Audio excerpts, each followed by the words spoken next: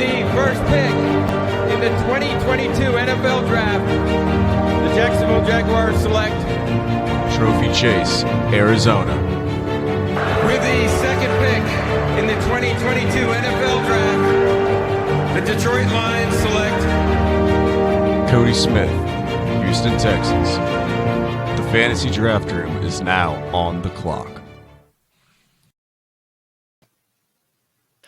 Welcome to the Fantasy Draft Room. I am Chase, and with me as always, my man Cody. What do we have in store for the good people today? Man, we've got a fun one. We've got a first, I think, here for the fantasy draft room. We've been breaking down a lot of other people's mocks that we have been in, but I don't think that we have actually done a mock where we are the only two people picking for the first time. We are going to go back to back, head to head, if you will, but really we're playing for 6 teams apiece. Not really doing that. We're just trying to play the value game.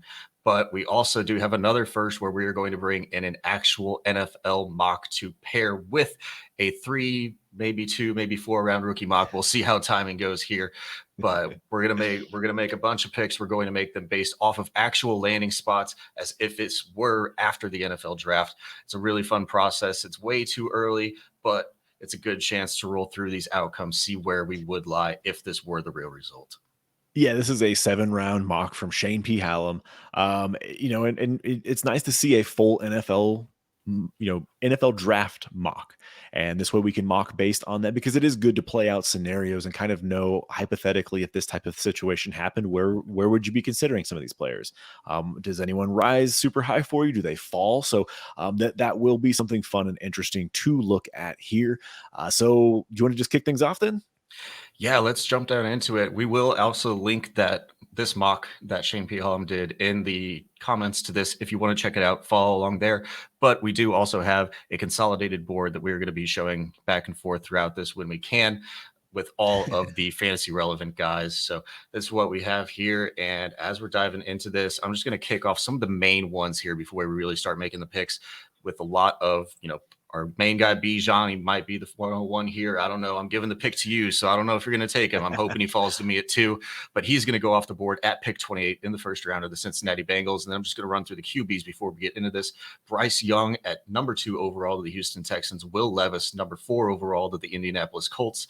CJ Stroud, number 9 to the Carolina Panthers. And Anthony Richardson at 38 to the Las Vegas Raiders. This is also a draft that did not have any trades in it. So if you're wondering why some of those quarterbacks maybe didn't get taken at the 101, this is a straight through all the way through 7 rounds as it stands today.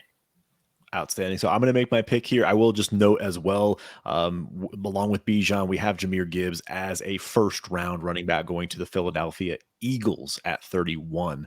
So my first pick, 101, absolutely no question about it, taking Bijan Robinson. Not a lot of explanation to go here. Not a lot of things to go on here. We got best player, great landing spot. He goes 28 to the Cincinnati Bengals. I'm good. Who you got it to? All right, so this is where I think it actually does get interesting, because if Bijan gets day 1 capital, which I don't think there's any way he doesn't at this point, he's got to be the one. But at 2 here, I actually have my quarterback 1 going to my favorite landing spot. I have CJ Stroud going to the Carolina Panthers, hooking up with Frank Reich there in this new offense to build with the ex-NFL QB to build up the future QB. I'm going to take CJ Stroud here at the 102 as the first quarterback off the board. Outstanding. Yep, love the pick. At the 103 then, I'm going to just dive right in here. I can't pass on. I can, but I can't. I'm going to take Bryce Young with the Houston Texans. I know there's size concerns about him, but in the end, he seems like he's one of the most accurate passers in this class. He's shown that he can do this in the SEC with big offensive linemen, with big D linemen. I just don't know that I'm overly concerned about the size. But hey, if he goes number 2 overall, I'm good. Who you got it for? And then this is where I think it gets really interesting, because those are probably most people's top 1 and 2 quarterbacks off the board. Then we have Anthony Richardson not getting the first round draft capital, but he is an early second. Then you also have the possibility of Will Levis. For me, I'm only looking at the 2 quarterbacks here. Obviously, we're doing this as a super flex draft. Also, while we're here, do you want to establish what tight end premium we're going to be playing with for the rest of this draft? Let's make it matter. 1.75, a little bit over the 1.5. So 1.75 tight end premium for this. All right, I like it. Then back to what I'm looking at here between Will Levis to the Indianapolis Colts or Anthony Richardson to the Raiders. I'm going to say that I'm going to get a little spicy here. I'm going to say that Will Levis does not actually get the head coach that I want. I think they're going to bring back Saturday. I'm going to put Saturday as the head coach in this situation. I'm going to fade Will Levis, and I'm going to take the absolute upside play here with Anthony Richardson going to the Las Vegas Raiders. Does he start year one? Does he start day one? I don't know if that's going to be the case, but he has the most upside out of any quarterback in this draft. He has the rushing capability. He has, I'm not going to say median or even above average passing, but he can pass the ball. He did it in the SEC. He did it for 3 years at the SEC, not playing all 3 years, but he has been in that system. He didn't have very good coaching there. Hopefully McDaniels and the offensive coordinator there in Las Vegas can coach him up to become a future star, kind of like a Jalen Hurts did. He was a second rounder. Maybe we can see the same path layout for Anthony Richardson. Yep, absolute upside play there. So then at 5, you leave me the situation where do I take a Will Levis with the Indianapolis Colts here going 4 overall? Going to have some weapons there, but again, head coaching concerns and what that offensive scheme is going to look like. You have Jahmyr Gibbs as a first-round running back, which is kind of interesting. And then I start looking at wide receiver, and you have a few first-rounders. I think I'm just going to have to stick with a super flex option. Take myself to Will Levis with the Indianapolis Colts. Again, super flex. I don't think the concerns are as bad as they're being blown out to be right now. I think he's going to do really well at the combine and pro days, and he's going to really show his stuff. He's being talked about as the 101 throughout the thing. And if he goes 104 to the Colts, they're talking about the Colts trading up to 1 to ensure they get their guy, Will Levis. So, mobile guy. Not necessarily Josh Allen like type of feat, but at the same time, he's kind of a bigger guy. He has that mobility. I do like it. I know people are going to say, "Oh, he didn't do that great last year. He had a foot injury all year. Offensive line decimated." I'm willing to give the tools and traits the opportunity to thrive in the NFL. So there we are at 5, and I think we're done with quarterbacks for a bit. Where are you at 6? Come on now. I might be taking Hendon Hooker here. He's not shown on the board, but he is actually drafted 82nd overall to the Tampa Bay Bucks. No, I'm not taking Hendon Hooker here at the 106. I know it's super flex, but we're not that crazy yet. It really comes down to 2 guys here for me. There's Jordan Addison that went off at pick number 12 to the Houston Texans. And then there's another first-round draft pick running back in Jahmyr Gibbs going to the Philadelphia Eagles. As much as I love my guy Charbonnet, he's taken 51st overall. I don't think I can pass up here a first-round running back in Jahmyr Gibbs. The consistency that's going to give you, they have to use him in a large predominant role. It is a little bit of a luxury pick here. Obviously, we don't know while we're recording this if they're going to be the 31st pick or the 30th pick of this first round. This, I guess, assumes that the Eagles win. I think he might be a Philly guy, so he probably just gave his team the Super Bowl win and gave himself the 31st pick here in the NFL draft. Taking a kind of luxury pick with Gibbs, getting that 5th round option available, even though a lot of people, maybe don't use it on the running back. I don't think I can pass up the first round running back here, and I'll take Jahmyr Gibbs. Yeah, I don't blame you at all here. So then I'll jump right into where my debate was. If you're looking at the picks here, we have Jordan Addison. I know it says Pittsburgh. We just pulled it from the data. That's we know he played at USC. We're aware. I just wanted to say that. But Jordan Addison, pick 12 to the Houston Texans. But man, the landing spot for JSN going in the first round still to the New York Football Giants, where they desperately need a wide receiver. I actually think I'm going to shock you here, even though I did end up taking, I could have the stack, the Bryce Young, Jordan Addison stack in Houston. That'd be great. I'm going to take JSN. That seems like a great opportunity for JSN. He should have every opportunity for target share right out the gate. I know people are going to say he's just a slot guy. Like, who cares? Like, just a slot guy. Like, what they said that about Justin Jefferson. No, I'm not comparing the two, but JSN is freaking good. Like his yards per route run in college were I think he had the highest two versus man and zone coverage. I think it was both over 4 yards per route run against man and zone. Like he's just an unbelievable player. People have questions, but that's my guy. So I'll take JS into the Giants. Yeah, and then there, I mean, it would have been a little bit of a tough one for me, but with the discrepancy of picks between pick 12 and pick 25, I think that's enough separation in the first round for me to say the Houston Texans are going to be using Jordan Addison as their one. He's going to step in. Obviously, I think both of these guys are going to step in day one and be the one for their teams. But how long does that stay, and what's the sticking power for Jordan Addison compared to Jackson Smith and Jigba? We'll see. Both of them are very, very good wide receivers, but I think there's only one choice that I could actually take here, and it's got to be Jordan Addison. If he's falling with that draft capital in that spot with a rookie QB to grow with, I think it's got to be Jordan Addison here at the 1-8 for me. Yep, I like the pick, and I did debate between those two. They're both going to get opportunity, but I do feel like the better quarterback, at least from what we've seen, is going to be Daniel Jones. So yeah, I definitely 1A, 1B for me. So with where I'm at here is we're starting to get to that next group of players. We have Zach Charbonnet going at 51, Devon Achane at 55. So both second round running backs here. Then you start looking at the wide receivers. We have QJ in the first round to the Minnesota Vikings to take away some coverage from Jefferson. We have Zay Flowers in the first round to the Baltimore Ravens. Pass. So we'll get to them a little bit later. That's kind of the guys that I'm looking at as far as QJ, Charbonnet, A-Chain. And I think with the draft capital that he got and the landing spot, I'm taking Zach Charbonnet. I mean, the dude is just going to, if he ends up with the Miami Dolphins, that run game to go with Tyreek, Waddle, and whatever tight end they end up bringing in, Miami's been begging for a running game for the last few years. So yeah, I can't pass on Sharbs. Can't pass on Sharbs.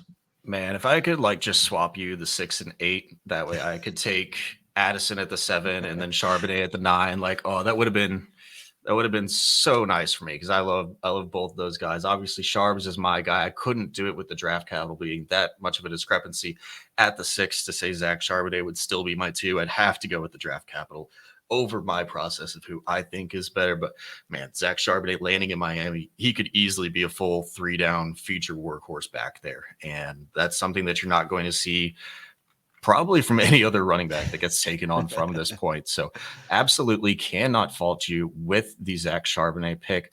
I'm actually going to take just a second here to look at what I'm seeing on the board because Zach Charbonnet does go off. I think here you're starting to look at a couple of guys. You still got the first round draft pick wide receivers of Zay Flowers and Quentin Johnston here to TCU or to the Baltimore Ravens, the Minnesota Vikings, respectively. But we did specify that this is a 1.75 premium. And in that format, I would consider Michael Mayer going 16th overall to the Washington Commanders, being the Logan Thomas replacement. We'll see what they do at offense there. I'm torn between QJ and Michael Mayer here. Those would be my 2 picks. And I'm going to go with the premium. I'm going to split the decision on that. And I'm actually going to take the first tight end off the board, Michael Mayer at the 110 for me. Yeah, I have nothing wrong with the pick. The specificity of that 1.75 does matter. And, when you start getting in those 1.75, 2.0 tight end premium leagues or start 2 tight end leagues, you're definitely going to see Michael Mayer in the first round. You'll see some other tight ends potentially bumping their way up here as well. But I don't know if I'm ready to take another tight end quite yet here. So I'm going to start looking at, Devon Achane with the second round draft capital going to Detroit. That's just a sticky situation. Same thing when you look at Kendre Miller. There's Algier. So there's going to be other bodies there. What's his role look like? And he's a 3rd round pick here. I think I'm going to have to go back to the wide receiver and take myself Quentin Johnston. Ending up in Minnesota should be a very good landing spot for him. You already have another high-profile wide receiver there in Justin Jefferson. You have a good tight end with Hawkinson. And so they're going to be able to take coverage away from him where he's not going to be facing, double coverage at all ever. Like he should never see double coverage ever. And if he can just beat the number 2, cornerback on their team, he's going to have the opportunity to get open with a guy like Kirk Cousins, who they do pass the ball quite a bit there in Minnesota now. So, yep, Quentin Johnson here at I believe the 11 slot seems like a steal. Yep, you do get him here at the 11 slot. I now get the 112 to close out the first round. Looking at a couple of the guys I'd be seeing here, you've got Devon Achane, probably the highest running back on the board here, being a second rounder, going one pick or a couple picks behind Zach Charbonnet to the Detroit Lions. A little bit of a crowded backfield year one, but he could take over possibly a DeAndre Swift role if they're, does it seem like they're done with DeAndre Swift? It could possibly look that way in the future. But I think I'd have to stick with the wide receivers, and I'd have to stick with the first-round guys. Getting a first-round draft capital guy at the 112 seems like a steal for me. And then it's between Zay Flowers to the Baltimore Ravens and Jalen Hyatt to the Buffalo Bills. And this is where you start to look at and say, man, do I go with the landing spot of the Bills at 27th overall, or just a couple picks before, Zay Flowers, 22nd overall to the Baltimore Ravens? That is a tough proposition for me. Jalen Hyatt, I guess, would project as the Gabe Davis replacement here if we're trying to project that out a year or two, if they don't want to re-sign Gabe Davis. Oh, I think it's going to be a trap play. I'm going to go with Zay Flowers. Actually, I don't like the Baltimore Ravens landing spot. We don't know what their quarterback position is looking like because I don't think that Lamar Jackson is back in Baltimore. But I'm going to take who I just think is a better wide receiver, and I'm going to take Zay Flowers to round us out at the 112. Now I'm back on the clock here at the 2-1, and as I look at what's available, man, again, good players, but some of these landing spots aren't exactly ideal. Draft capital isn't exactly ideal. You would love to see Kendre Miller being, a non-third round running back, right? You kind of want him in that second round range, and then he's in a situation where with Algier. So I really do look at Kendre Miller, but I think he can take that backfield over, and he can have a role this year, right? That's a team that I feel like would with Atlanta that wouldn't mind using 2 running backs the way that they used Algier last year. So I look at him. I love Zay Flowers. I really do. I just don't think Baltimore's a good fit at all. I don't like it either. Man, that's such a tough situation. And then Jalen Hyatt being the burner, I think I'm gonna take Kendre here. It's a tough Over decision. Achane. Okay. Yeah, over Achane. I know Achane's still out there, but with the Detroit Lions situation, I don't want to wait a year. That's the bottom line. I don't want to wait a year. If they do decide to get rid of DeAndre Swift, that's perfectly fine. But from what I know right now, if they made that pick, they would have Jamal Williams, they'd have DeAndre Swift, and then Devon Achane. So with Jamal Williams being a free agent, what would that change for you if Jamal Williams is not re-signed? So I think he's coming back as well, but this pick almost signals to me that Jamal Williams isn't there for next year. But he's not like the Jamal Williams replacement. We know how. I'm with you. Yeah, we know how that team likes to use Jamal Williams and DeAndre Swift in their different roles, and it just doesn't seem like the fit. So it doesn't change much for me if that doesn't happen. Does it change anything for you?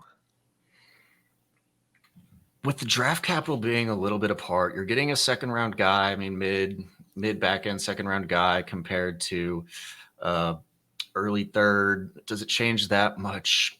I mean, I don't really like either spot. I do think Kendre has a lot more runway to take over that Atlanta Falcons backfield with Algier and Cordero Patterson. I mean, they are both back for this next year. So unless Cordero Patterson, I forget if he's a cut candidate, but I don't think they can get out of Cordero Patterson's contract this year. So it is going to be a little bit of a crowded backfield there in Atlanta. I think I just take Devon Achane and think that they are just going to be done with Swift. Yeah. Hey, you're on the clock here. You going to take yourself some Devon Achane then? I'm going to leave it to you to take him again. I'm actually going to leave it to you because I'm going to take a first-round wide receiver. I don't think I can pass on a first-round wide receiver that's going to the Buffalo Bills. Jalen Hyatt, I know he has his haters, but if he goes there, the Josh Allen to Jalen Hyatt news is just going to start going off It's just going to be insatiable what people are going to be willing to give up for Jalen Hyatt, even if they don't like him. Just being a Buffalo Bill, being in that offense, I think people are going to lose their minds if they see Jalen Hyatt in the first round to the Buffalo Bills. I can't pass that up, and with that, I got to give it back to you to see if you take my Texas A&M running back. I had to pass on him twice here. It didn't feel good, but can't pass on first round draft capital wide receivers either.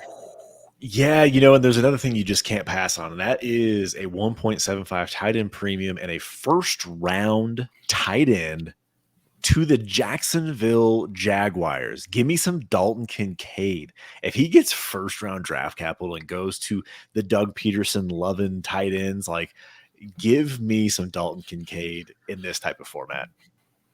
Yeah, I mean, truthfully, being only 8 picks apart, I don't know if we should have. I may have taken Michael Mayer a little bit too early, because if you're seeing that and seeing a commander spot where we don't really know what the position is, if they're taking a first round tight end, you probably think that they're letting go of Evan Ingram. They might bring him back maybe on like another 1 year, 2 year deal or something. Yeah. But Dalton Kincaid could easily step into that role in a much better offense as it projects right now with the Jacksonville Jaguars, from what we've seen with the development of Trevor Lawrence. I might have taken him a little bit too early here, but I think I was actually just playing the long game, because it is going to allow me for you to take him and for me to take my Texas A&M running back. Let's go. Devon Achane should not be here this late. No. Shouldn't be here this late, but we just had some other guys we wanted to take. He's, as a Detroit Lion, if DeAndre Swift can stay healthy, sure, he might be gone or he might be a backup kind of guy, a positional guy, rotational guy for a year. But that's a lot of ask, apparently, from DeAndre Swift, just to stay healthy. And Devon Achane could easily see a role early in this offense, even if Jamal Williams does get re-signed, and it just expands the role and the pass catching ability.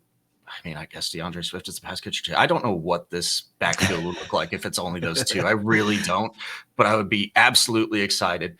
And there's a Texas A&M connection, because my man Motor City Dan Campbell was a tight end at Texas A&M as well. I think I could kind of see this one starting to form. I do kind of like it. Get my guys back together. Let's go. This is gross. Just stop with the Texas A&M love. I wanted you to take your guy, so I left him there. But now that I hear all that, but when you really think about it, like, the Lions situation could be good. You have a good offensive line. If DeAndre Swift does go down, or if they decide to trade one of them, and Achane does get that opportunity to get on the field, like, he could be a very explosive. He's going to be a very explosive player, but he could be explosive in that offense specifically. So, I don't mind it. He should not be there on the board at the 204. So, we're getting into range here where what we have: Rashee Rice, Josh Downs, Tyler Scott, Cedric Tillman, all second round wide receivers. Kayshon Boutte is in the third for the wide receiver range. Now we're looking at Tank Bigsby going to the Ravens, Roshan Johnson going to the Jags, Zach Evans to Dallas. I'm going to make a kind of a shocker pick here, and I'm going to take Tajay Spears, a third round running back to the Arizona Cardinals. This is a team that loves to run the football.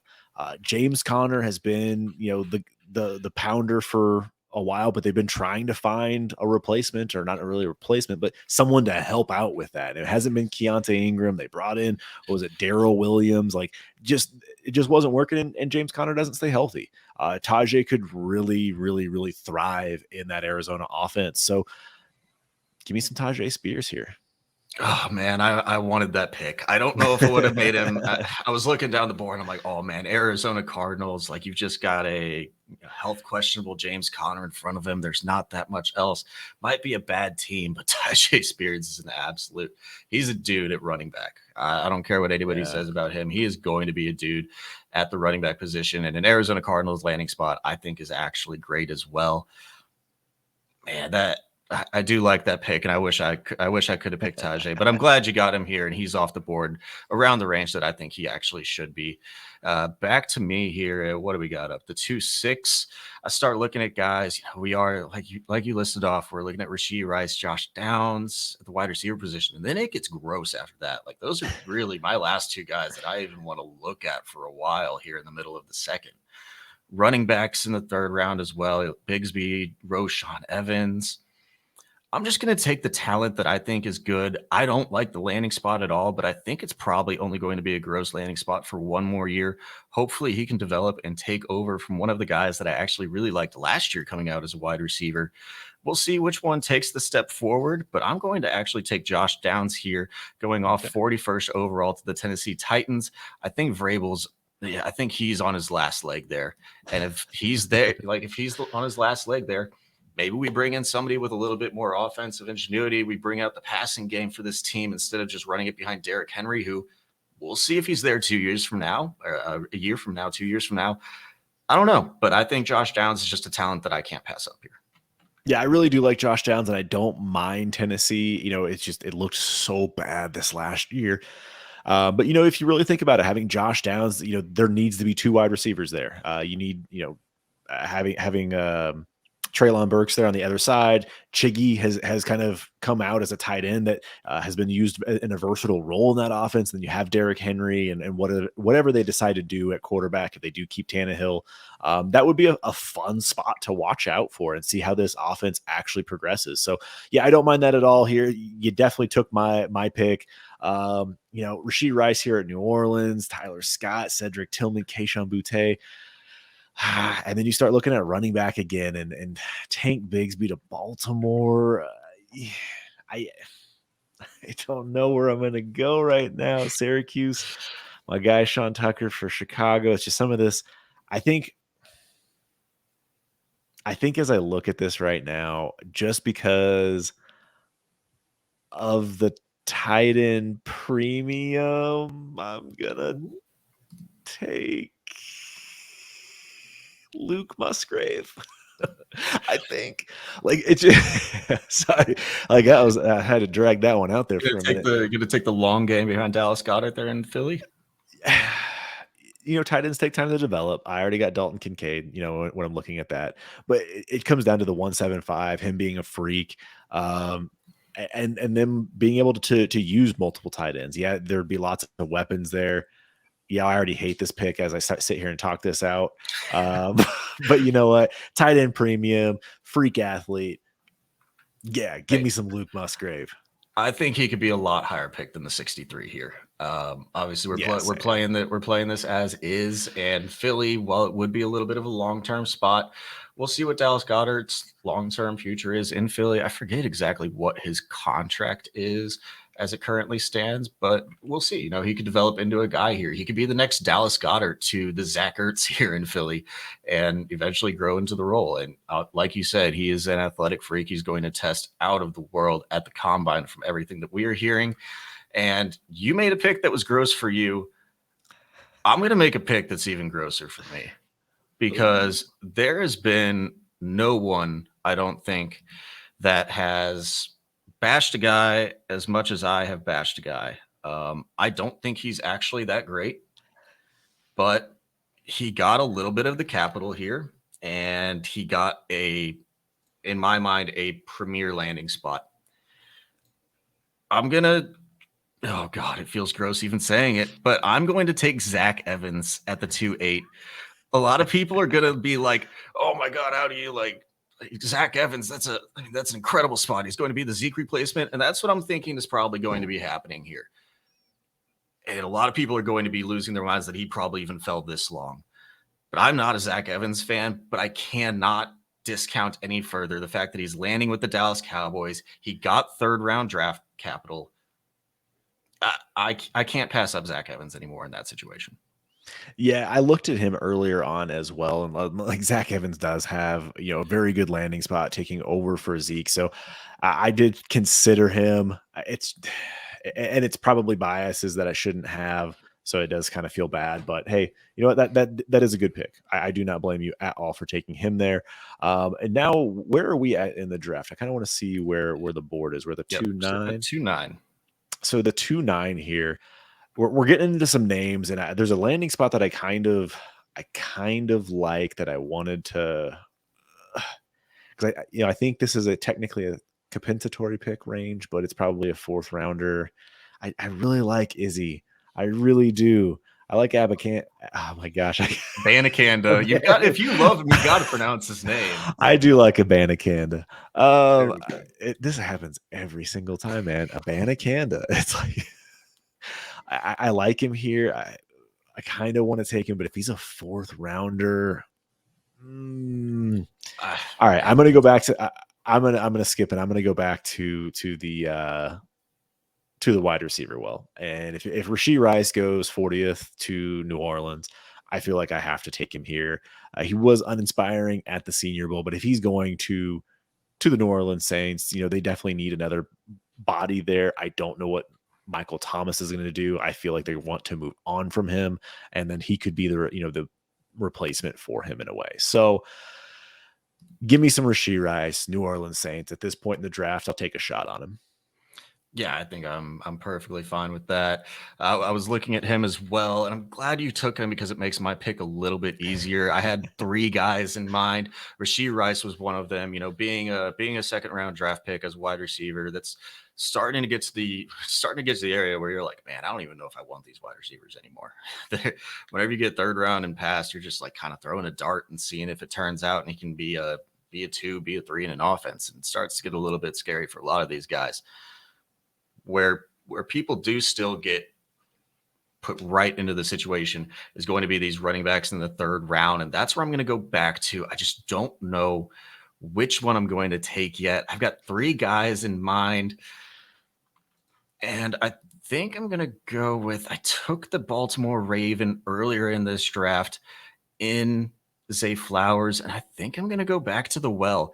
I'm going to take Tank Bigsby, the Baltimore Raven here, pick 86th overall, picked in the 3rd round. I think he's going to be a good Gus Edwards replacement. Like, that is a perfect comp in my mind for Tank Bigsby.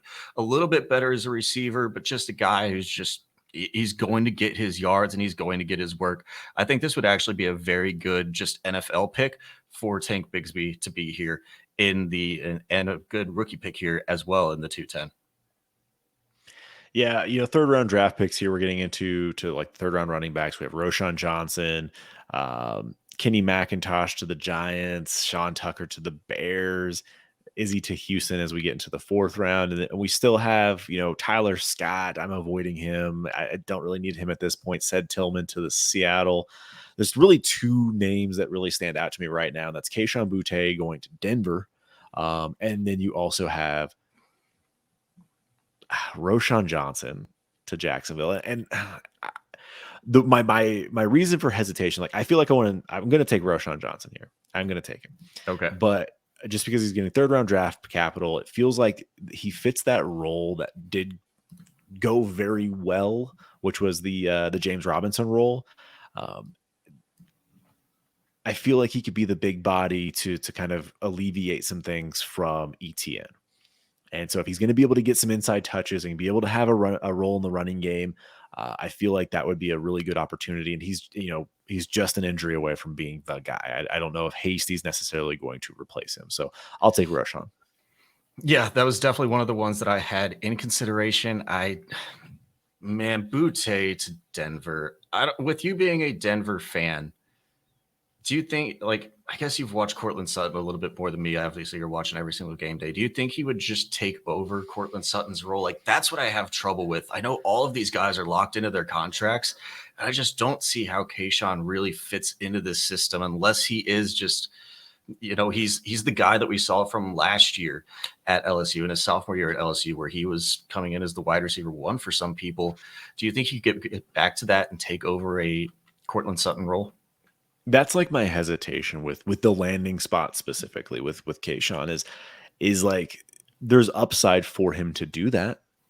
It is going to be if he is willing to take on that role. Like, is he willing to wipe the slate clean, just be motivated, and really put his all into his career? Because like it seems like there's questions about his motivation. It seems like he quit on the team at points in the year. Like, it's an interesting look for him. So yes, I do think he could take over for Cortland Sutton or have a role in this office, more like take over for Tim Patrick. But man, he could also flop out and you just never hear from him. Yeah, it could easily be that. So Like drastic, right? Like such a drastic outcome. where like Tim Patrick, I mean, like you just have Cortland Sutton, Tim Patrick, and Jerry Jeudy just all playing over him Yep. because that's your 3 wide receiver set. So we'll see if he could develop into anything there. You gave me a chance at my guy, and I'm going to give you a chance at your guy to pick him here again at the 3-1 as well. I'm not going to take Kayshon Boutte here, which sounds crazy to say that Kayshon Boutte is not even in the top 2 rounds for me. But I'm looking at another guy here, looking at the landing spot. Like you said, we're in that 3rd round compensatory range for a lot of these running backs. So I'm going to pull up that board again for you all to see. Looking at the running backs, there's a couple of landing spots I really do like. Kenny McIntosh coming in, I don't think would be any more than a compliment to a Saquon Barkley coming back if they're waiting this long to address their running back position, because I do think they need another guy behind Saquon to eventually put into that role if they give him maybe like the franchise tag him, or they put him on like a 2-year short-term deal and then put Daniel Jones on a longer-term deal. I'm actually going to go with a guy who I think is a little bit undervalued in our rankings compared to a lot of the community. And while the landing spot isn't good for the passing game, I think it could be very good for the running game.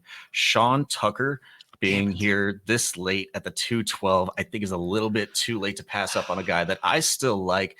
Going off 103rd here, probably compensatory 3rd round pick if we have those all built out. I don't have them in front of me though. Like the landing spot, a lot of Khalil Herbert fans are going to say that he's going to be running behind him. I think that would be that's a dogfight going into training camp battle. And one of these guys could easily take over the role. And if Sean Tucker could step into, David Montgomery role here for the next couple of years, I think that could be a very large opportunity. Yeah, I love Sean Tucker. I loved him coming into this year. I have, I'm being realistic about what we saw from him this year, and so I do have him down a little bit. I was hoping you weren't going to take him.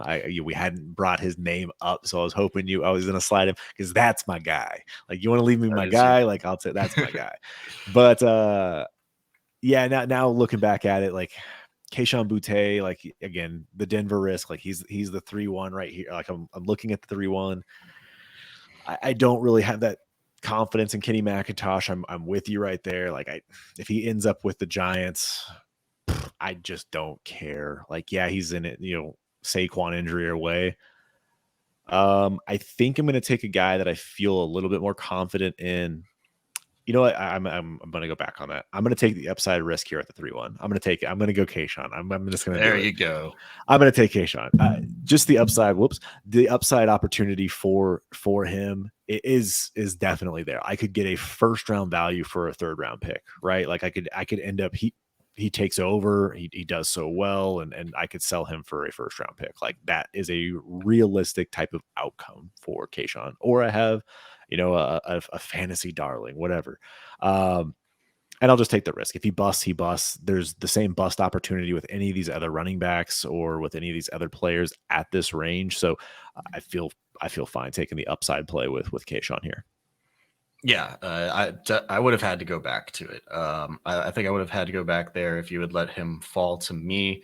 Looking at some of these other wide receivers here that did go off the board above Kayshon, we still got 2 of them. Tyler Scott. Doesn't Tyler Scott just feel like the stereotypical New England Patriots draft pick here in the 2nd round? Yeah, didn't they just draft him last year? Tyquan Thornton replacement. Let's take the reroll. Yeah, I think he's a little bit more than Tyquan. I watched a little bit of him before we came on and watched some highlights, and he can run some routes. He's not small. I think he's listed at 5'11". We'll see what he actually comes in at. But that just feels gross. That feels like another Patriots just blown attempt at trying to get another wide receiver, but feels like it would actually be that spot on for what they would do. There's just a lot of these guys that I don't really have the desire to take. And so I'm going to go back to running back, and I'm looking at 2 guys here. I'm with you that I don't think Kenny McIntosh would be more than just a Saquon Barkley injury away. And I'm going to go for a guy that I think could get on the field day 1. And the 2 that I'm looking at are between Izzy and Dwayne McBride for the Carolina Panthers. Like, Dwayne McBride feels like a good Deonta Foreman replacement for the Carolina Panthers going into next year, running back out of UAB. That's what he did. I think he only had 10 targets in his 3 years at UAB. And so he would just be an absolute bruiser for them. But I'm going to take the guy that I think has a little bit more upside. Unfortunately, for my Damian Pierce love, I do like Izzy a lot more than I do Dwayne McBride as just a prospect. So I'm going to take Izzy Abanikanda here at the 3-2 going to my Houston Texans. Outstanding. Yeah, that's who I wanted to take again. You know, we're getting to that point here where we're looking at some names, and it's like, all right, landing spot, draft capital. What ended up happening here in the third, fourth round? You know, we're getting down to Xavier Hutchinson going to San Francisco. You know, I do like Xavier Hutchinson. Tank Dell going to the Carolina Panthers. It just feels a little bit early to be taking him here, even though he's a third round wide receiver. And then you have A.T. Perry going to the Kansas City Chiefs. I know that's your guy, but he's been a perennial fourth rounder, and it seems like he's going to get a bump because of this type of landing spot. I feel like I'm going to go back to the running back well and just take some shots on running back, and I feel the same way about Dwayne McBride. He's not special by any stretch, but he could be a thumper to work alongside Chuba Hubbard. So yeah, give me Dwayne McBride here in the 3-3. 3-3, yeah. Dwayne McBride there off the board for at 3-3. I actually I like the fit probably more NFL style than I do just.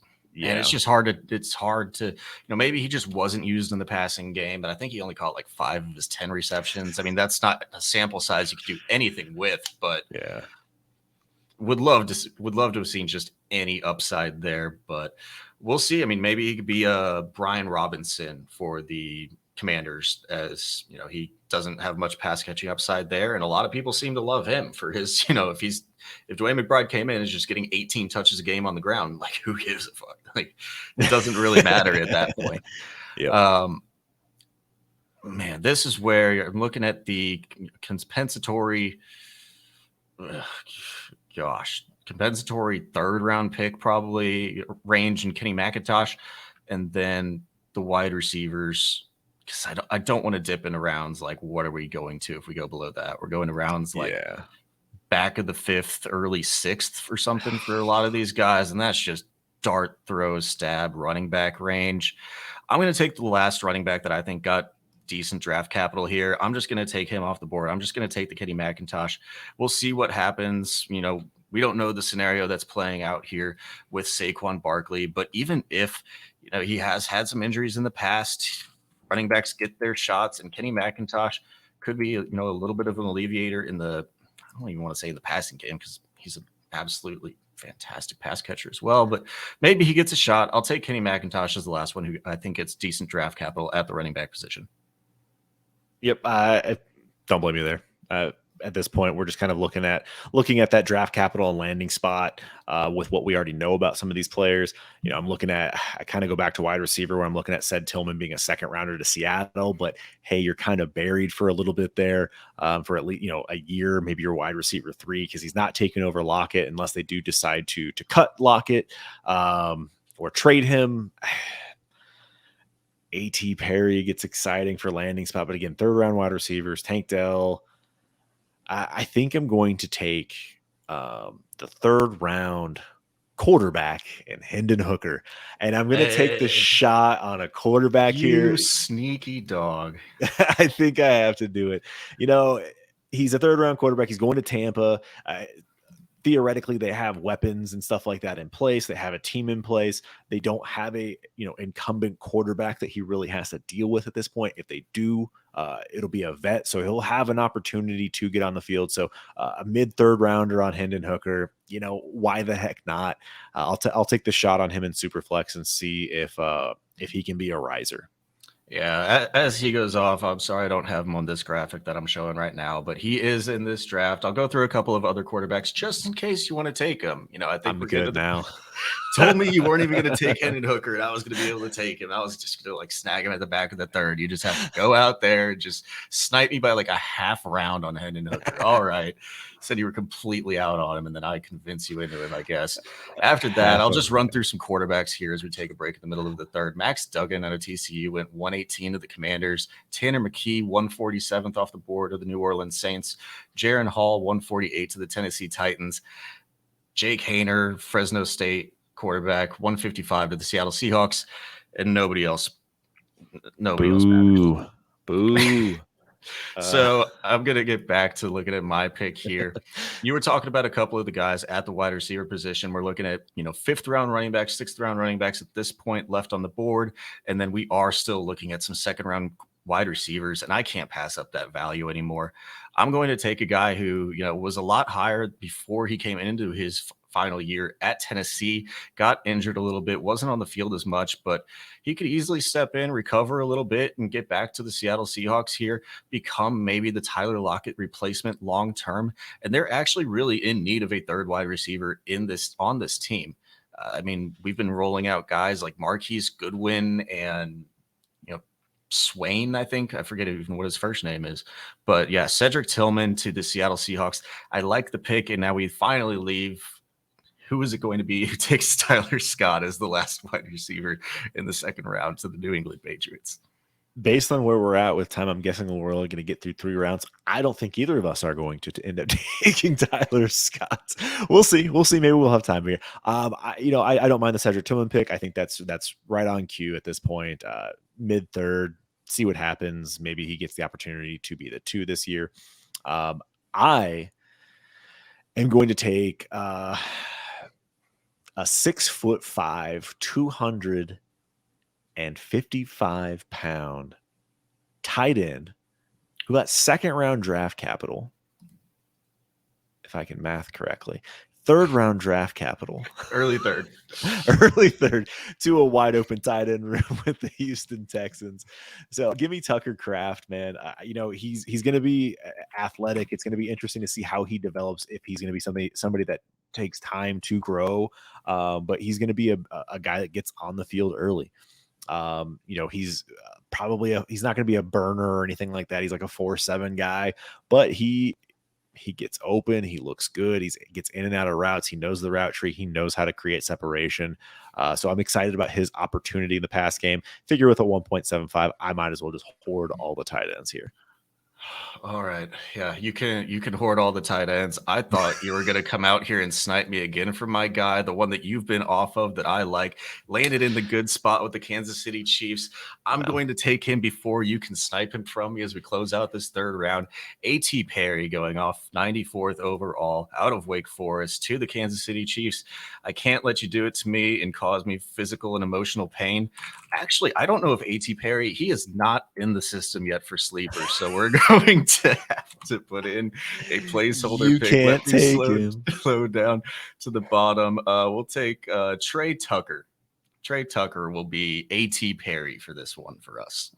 Love it. Yeah, I know you're biased there with A.T. Perry, and I don't care. We're going to go with the guy that's just going to get a rookie quarterback here. And he is going to he tore up the Senior Bowl. So I'm taking Tank Dell. CJ Stroud there. You basically only got to deal with DJ Moore getting targets.